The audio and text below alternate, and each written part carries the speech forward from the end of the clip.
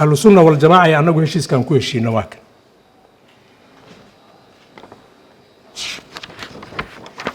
waxaa saxiixay wasiirka arrimaha gudaha iyo Sheekh Shaakir 10 qodob ku qoran waa idin akhrina magaaladaana waa joogteene wixii gafaho federaal jirana barta wixii gafaho meel kale jirana barta waxa ugu horeeya qodobka koowaad ah si loo helo kalsooni iyo jawi xasiloon oo suurtageliya qabashada doorashooyin xor iyo xalaal ah waxa laga maarmaan ah in hay'adaha amniga heer federaal iyo heer dowlad goboleed ee galmudug ay si rasmi ah isaga kaashadaan sugidda amniga caasimadda Dhuusamareeb ee dowlad goboleedka galmudug qodobkaas waa kan la gaarsiiyay heshiiskan ayadoo laga amba qaadayo 400 ciidan ah oo isku dhafa oo isugu jira ahlu sunna wal jamaa iyo dowladda federaalka hal adeejiyo in la yiraahdo qodobkaas waa kaas arrinkan shuhada ka tiin haddaan qodobkaas wax ka jabinay waa kaas horta qodobkii aan ku heshiiyay labo in ciidamada dowlad goboleedka galmudug loo sameeyo hanaanka diiwaangelinta iyo xaqsiinta sida mushaarka iyo agabka kale ciidan ciidankii lagu daray oo lagu dhafay ciidanka federaalka kama xaq duwana kamana agab duwana ciidanka ahlu sunna noogeyn saddex in ciidanka xoogga dalka Soomaaliyeed kuwa gaarka u tababaran ee danab iyo ciidanka nabad sugidda iyo sirdoonka qaranka iyo ciidamada la diiwaan geliyay ee galmudug la isku dhafo si ay uga wada howlgalaan deegaanka galmudug haddaan samayn hana lagu qabsado haddaan samaynana waa samaynaa hana loo saxo afar qayb qodobkaana waa muhiim waxaan rabaa inaad dhegaysataan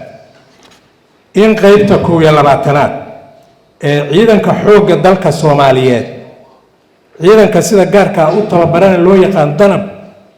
iyo ciidanka nabad sugidda iyo sirdoonka qaranka ay si rasmi ah ugu soo wareegaan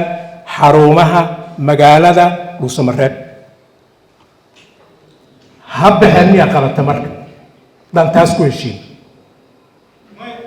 hadli mayno hadday sanbixin miya meesha geli karto ahlan wa sahlan in agoonta ciidanka dowladda federaalka iyo dowlad goboleedka ay helaan daryeel dowladeed oo waafi ah wali waxba lagama qaban waa howl dhiman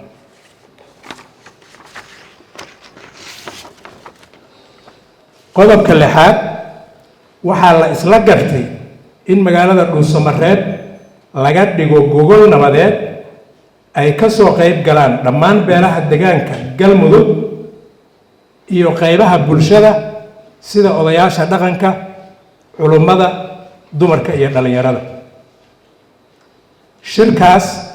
wasaaraddu waxay u magacaawday guddi qabanqaabo oo aan u bixino guddiga qabanqaabada shirweynaha dib u heshiisiinta galmudug halkaanay ka baxeen gurceel ay ka bilaabeen balanbal ay ku xijiyeen caabud waaq huur shaxaraale gaalkacyo cadaado waxaan u malaynayaa waxa ka dhiman galmudugta maanta aan gacan cadow ku jirin waa yaryihiin fariin nabadeed ay gaarsiiyeen waa la isu imaanaa waa in la heshiiyo heshiiskaas waa inuu noo hogaamiyaa inaan doorashooyin aan dowlad ugu dhisno galmudug lagu gaaro intaasi waa qodobadii ku saabsanaa amniga iyo ciidanka arrimaha doorashooyinka dowlad goboleedka galmudug waxay ka dhacayaan magaalo madaxda dowlad goboleedka galmudug ee Dhuusamareeb qodob jabi karaba maaha kaas. 8 wasaaradda arrimaha gudaha federaalka ee dib u heshiisiinta iyo madaxa dowlad goboleedka Galmudug ayaa soo magacaabaya guddi farsamo xulista xildhibaanada golaha wakiilada Galmudug. guddigaas oo leh aqoon iyo khibrad maamul dhisidda iyo doorashooyinka lama gaarin. arrimaha kale ee mudnaanta leh waa qaybta saddexaad oo u dambaysa in dowladda federaalka ee Soomaaliya ay dib u fasaxdo kaalmadii dhaqaale ee kabista miisaaniyadda Galmudug iyadoo la xaqiijinayo hufnaanta hanaanka maaliyadeed ee maamulka Galmudug. waa howl bilaabatay oo socota. in dowladda federaalka ka qayb qaadato dhismaha hay-adaha dowlad goboleedka Galmudug si loo taabageliyo dowlad wanaag, nidaam hufan oo bixin kara adeeg bulsho. horta qodobadan ku heshiinay waa 10kaas qodobaan ku heshiinay.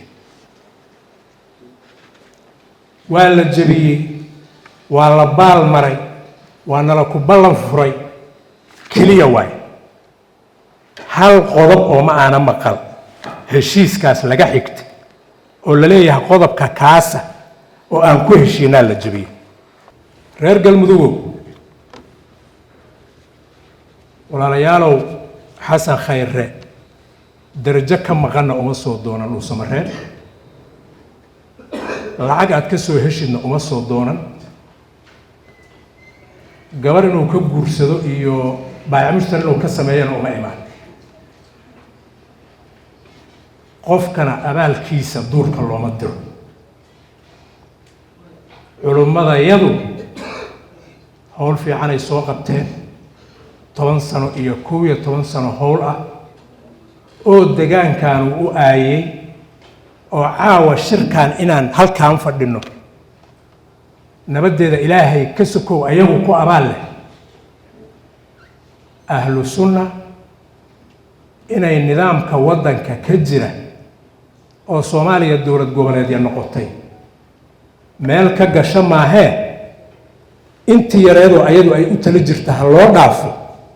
waxaan u malaynaa ayagana inaysan tala u noqonayn, degaankana aysan tala u noqonayn.